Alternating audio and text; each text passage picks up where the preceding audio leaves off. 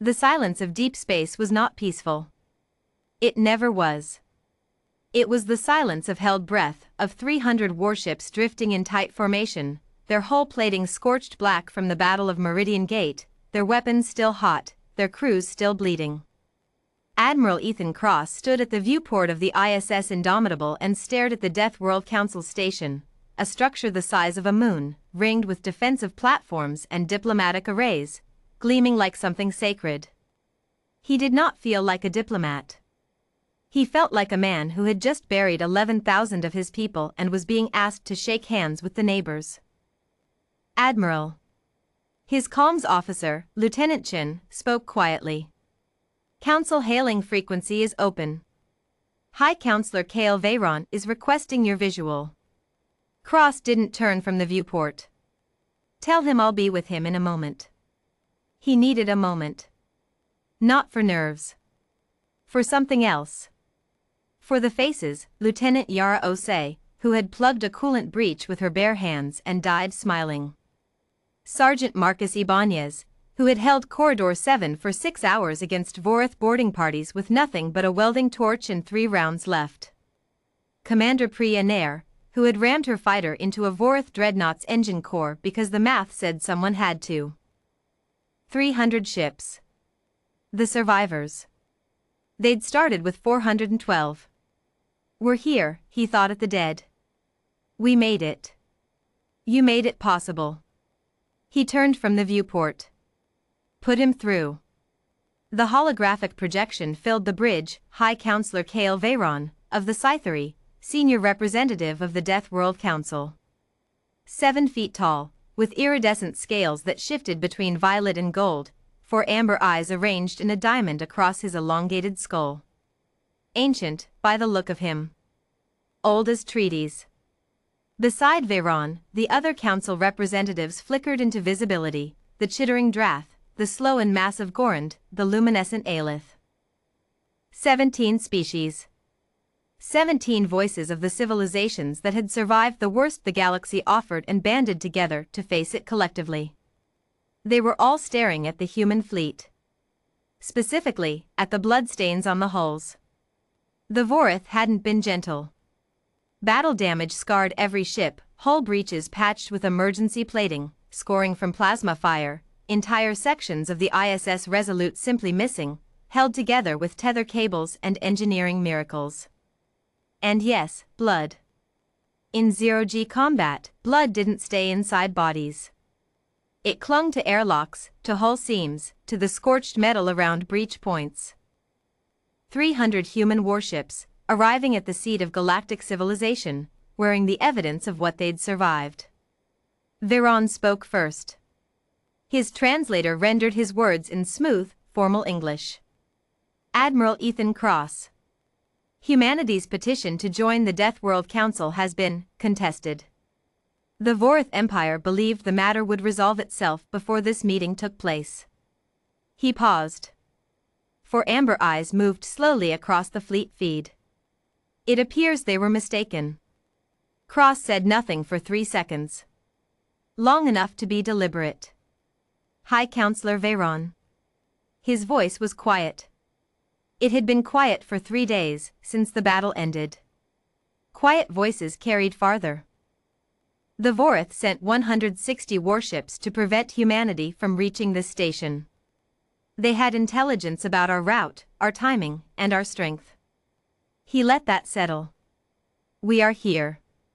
One of the Drath representatives, a skittering thing with too many limbs, made a rapid sound that the translator rendered as, they lost 40% of their fleet to do it. We lost 27% of ours, Cross said. And we won. Silence on the council feed. Veyron's scales shifted, violet bleeding into deep gold. The Vorith will contest your right to membership.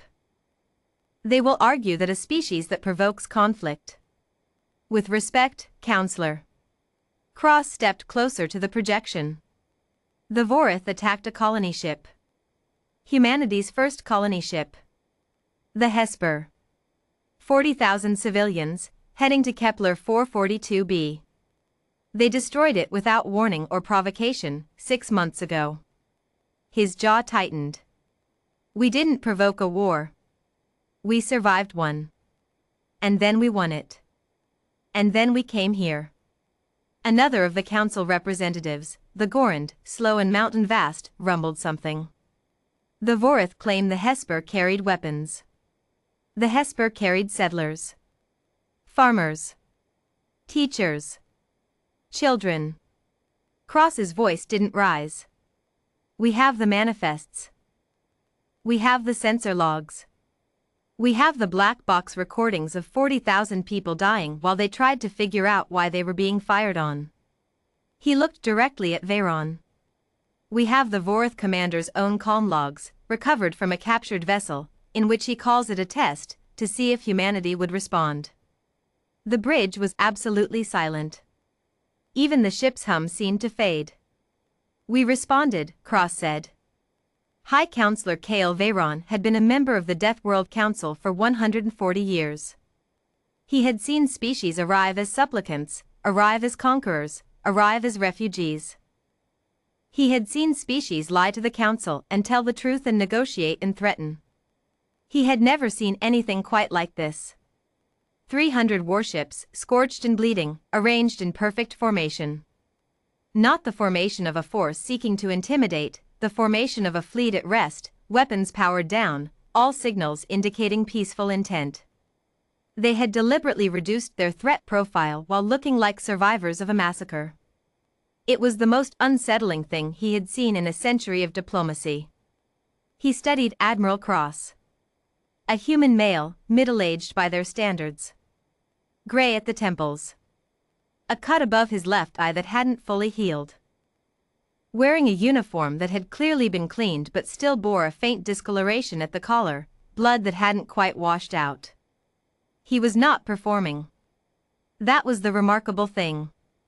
He was not trying to appear threatening or unthreatening. He was simply present, carrying 112 dead ships and 11,000 dead crew members and 40,000 murdered colonists like weight he had accepted and would not put down. Veyron had read the Council's xenobiological files on humanity. He knew what the assessments said.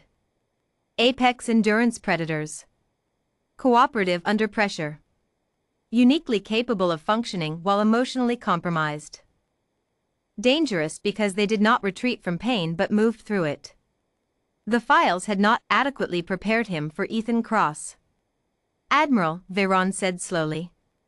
You understand that membership in the Deathworld Council comes with obligations as well as protections. You would be expected to contribute to collective defense. To honor Council resolutions.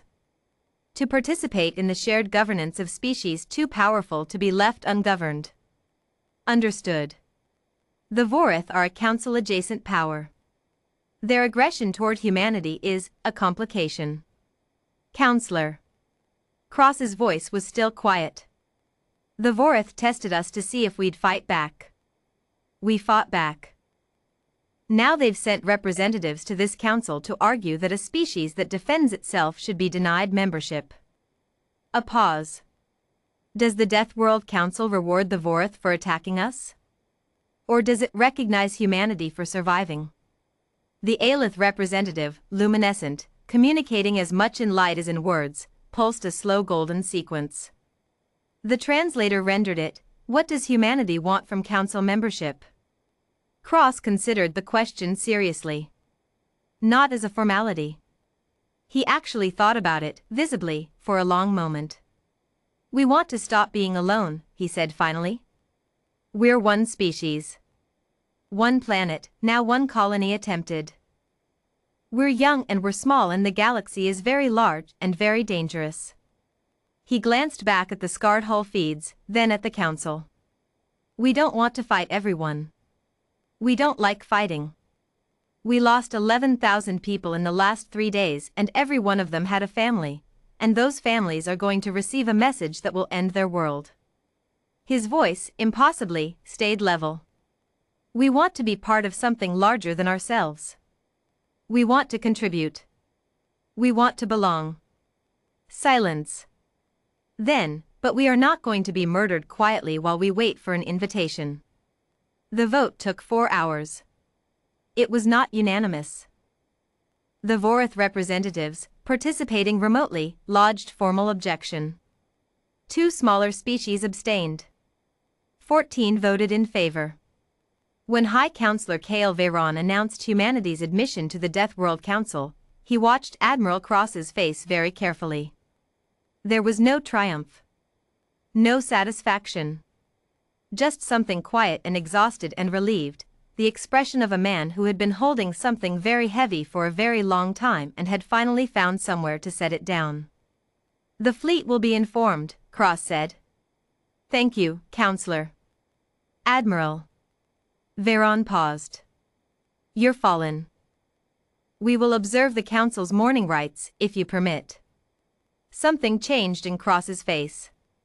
Not breaking, humans, Veyron was beginning to understand, very rarely broke. But softening, just slightly, around the eyes. "We permit," he said. "Thank you." The channel closed. Veyron turned to his aide, a young Scythery barely 40 years into diplomatic service, who had watched the entire exchange with wide, wondering eyes. "Counselor," the aide said quietly. "Are they going to be a problem for the Council?" Veyron considered the 300 warships, battered and scarred and perfectly still, waiting patiently in formation outside the station. "No," he said. "Not for the Council." He watched the ISS Indomitable, a flagship, survivor, vessel that had somehow absorbed the Vorith's best effort and kept moving, settle into docking alignment with the patience of something that had learned to outlast pain. "But the Vorith," Veyron murmured, "have made a very serious mistake." In the crew quarters of 300 ships, humanity wept for its dead and prepared, for the first time in its history, to come home to something larger than itself. They had arrived with blood on their warships. They had arrived.